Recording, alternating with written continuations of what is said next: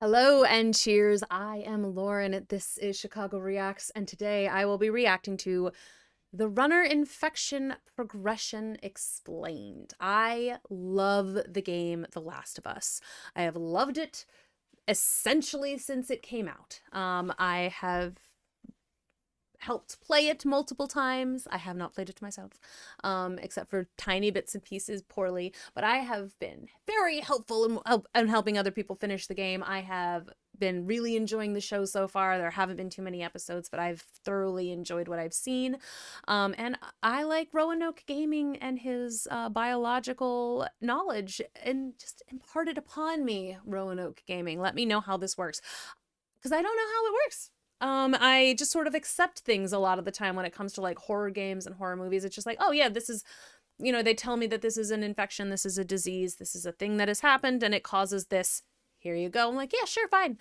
I am very excited to find out why it works the way it does. I do trust his medical and biological knowledge, so please come with me on this journey. I'm very excited. I hope you are too. Without further ado, let's find out what makes these runners tick. I will say, there will probably be spoilers in this episode, probably in other episodes for both the game and the show. If you do not want to be spoiled, this is your warning. There are likely to be spoilers.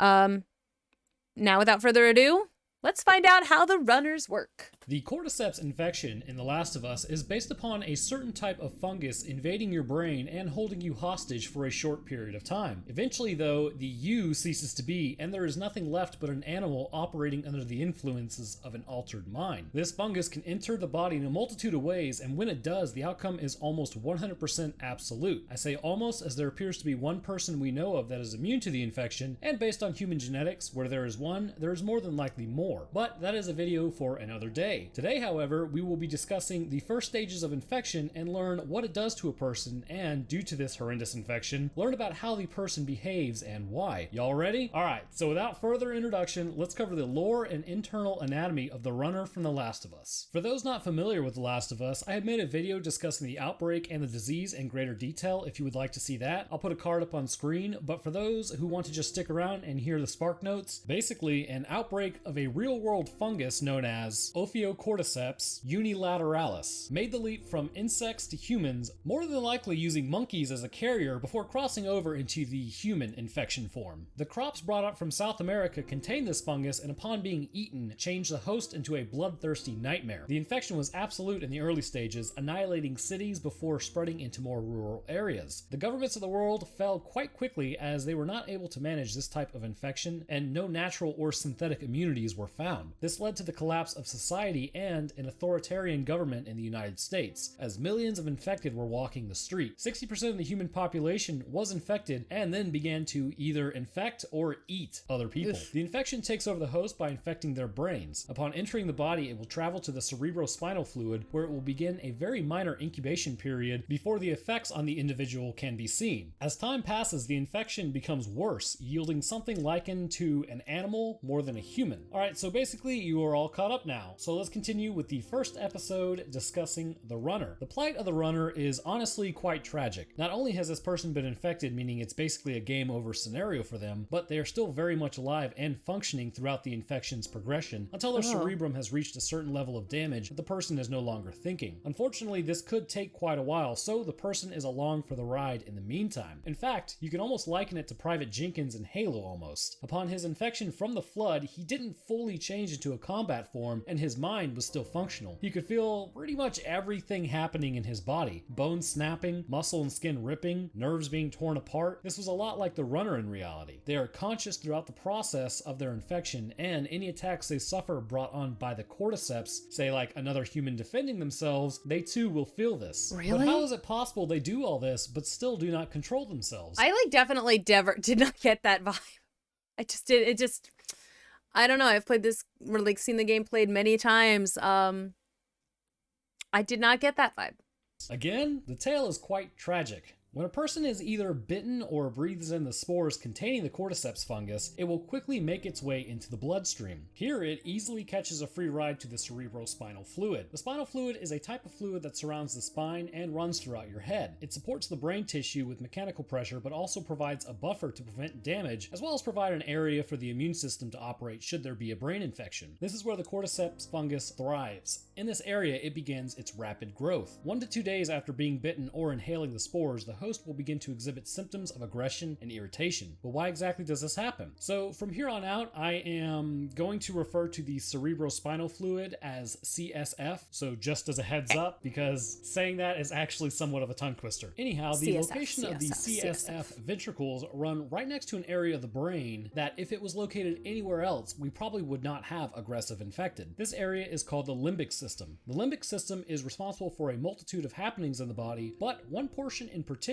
is of great interest: the amygdala. The amygdala, when stimulated, is responsible for anger, fear, and aggression in humans. However, in more aggressive people, just as like an anecdotal thing, this area will actually light up much brighter in MRI scans when a person is shown aggressive faces than those that do not have as much amygdala stimulation. Anyhow, so stimulation of the amygdala will in turn make the person feel either fear or aggression. So like if someone is just a normally more aggressive person, I wonder if that would make them be a more aggressive runner, because sometimes you can sometimes they'll see you but they won't like attack immediately, and I wonder if like the more aggressive people are more likely to just go to town on you immediately. So these ventricles almost butt up against this area, making it quite easy for the cordyceps to pierce this particular portion of the brain. Upon it doing this, it can stimulate the neurons in the area even though there was no outside signal that it should be stimulated. This will cause a person to be sent into an aggressive nature without the brain controlling the feeling. Again, it should be noted that the rest of the brain is stimulated by the cordyceps, but sending a message from the amygdala causes the brain to enter an excited state, leading to this uncontrollable behavior. Humans infected with the cordyceps fungus have a hyperactive amygdala that will respond aggressively in situations. But a counterbalance to this is that the cerebrum still does have some minor control over the body. Should a person keep their distance or not attack, it has been seen that some runners will not pursue a person, instead staying where they are. This could be that there are attempts by them to override the signal to attack, but as the infection continues, this ability will be lost. They react strongly to gunfire, showing fear as well, but still pressing the attack despite their fear as they are being controlled. Another crucial portion of the brain that is affected is the hypothalamus. For those that watch my Necromorph episode, I referenced that if this area becomes altered in any way, humans will actually resort to cannibalism if necessary to stay alive. Again, this is what is so horrible about this infection, as the host struggles for control. When the cordyceps enters the hypothalamus region of the brain, it too will activate the neurons in this area, and upon their stimulation, extreme hunger will overcome the individual. This is why the infected will seek out anything moving and making noise to eat. An infected brain essentially believes that it is starving to death despite no indication from the body due to the forced stimulation of the hypothalamus. However, the cerebrum is well aware that they are not starving and is also aware of what they are doing. When an infected chases down a person, they immediately begin to basically dig in. Liken it to almost a seizure, the brain is experiencing it, but it cannot be controlled by the individual. They are compelled to eat regardless of what they believe or even want. This is evidenced by a particular portion of the game where a newly infected chases down presumably someone that they know in their group. She can be heard crying and wailing in between the eating, knowing that she is literally eating somebody she knows or potentially cares about, yet can't stop.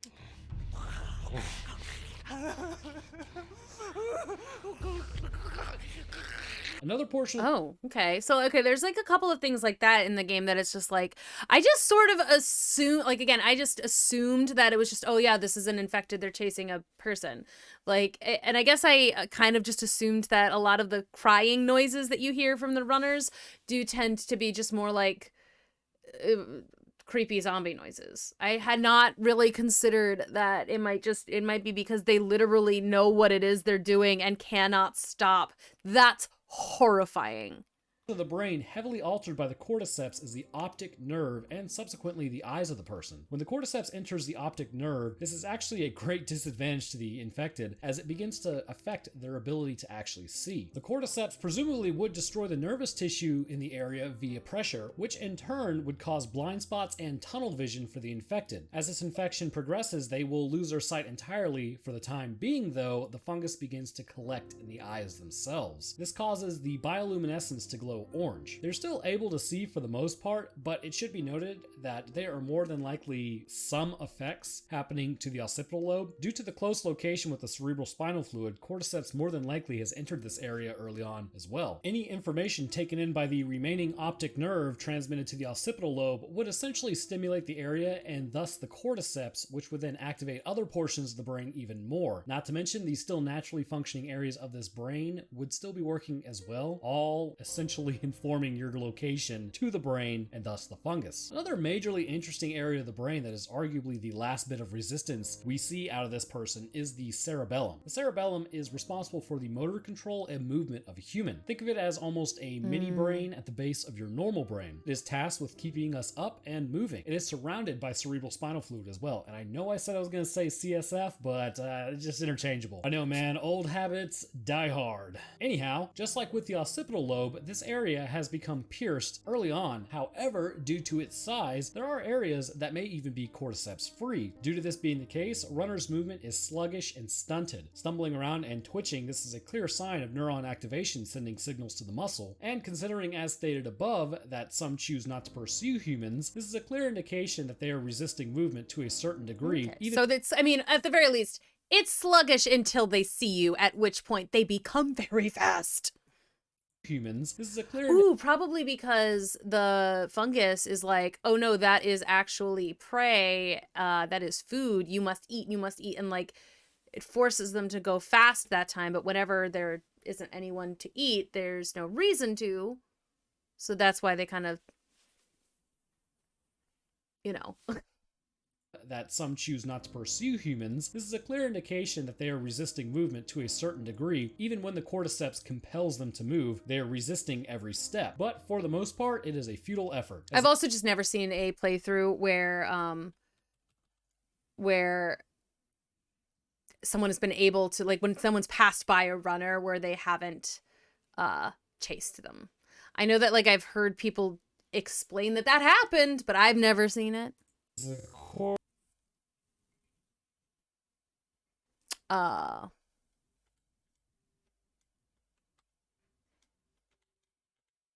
Cordyceps continues deeper into Ooh, I didn't mean to do that.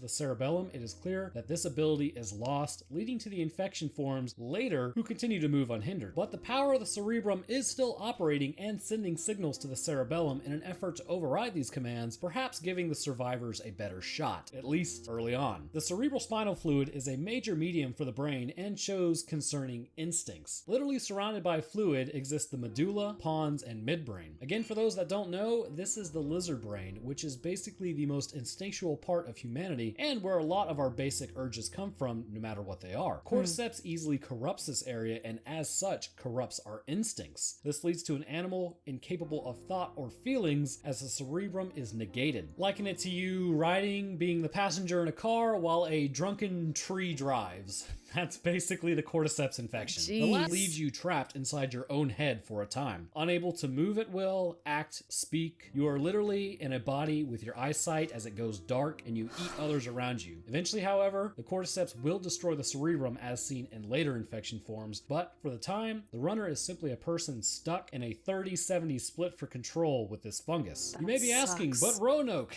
considering the immune system has a large presence in the cerebral spinal fluid, wouldn't the body fight? Well, it appears that the in-game lore matches the real-life lore. They essentially state that the immune system is not activated, which disturbingly holds up in real life as well. Cordyceps is a known immune system suppressant in humans and is used for medical purposes right now. So it's helpful in our universe, but in the Last of Us universe, it appears as though the immunosuppressant properties stop the body from fighting back entirely. And this is based upon a log, so spoiler alert, I really suppose, but this game's been out for a while, concerning Ellie's immune immunity, which I'm going to be covering in much greater detail in a later episode. Cool. She has antibodies that actually attack and destroy the fungus effectively. There is speculation as to why this is the case, but just know that your immune system appears to never become activated at the presence of the fungus, and kind of ironically, the fungus is what gives your immune system the all clear, everything's okay. There may be some ways around this by stimulating the immune system to attack a similar disease by using HLA markers. That would require us though to find something close enough to the cordyceps. Talking about that Last of Us Part 2, playa! The morphology of a runner is very simplistic, as it's basically just you and I, with a few minor exceptions such as skin rashes and eyes that glow and look off in different directions. There really is nothing too noteworthy about the changes, as they all seem to be internal in this runner. So there you have it, the internal anatomy changes as well as lore on the runner. Pretty terrifying, right? Well, yes. Perhaps it's the scientist in me, but if I could really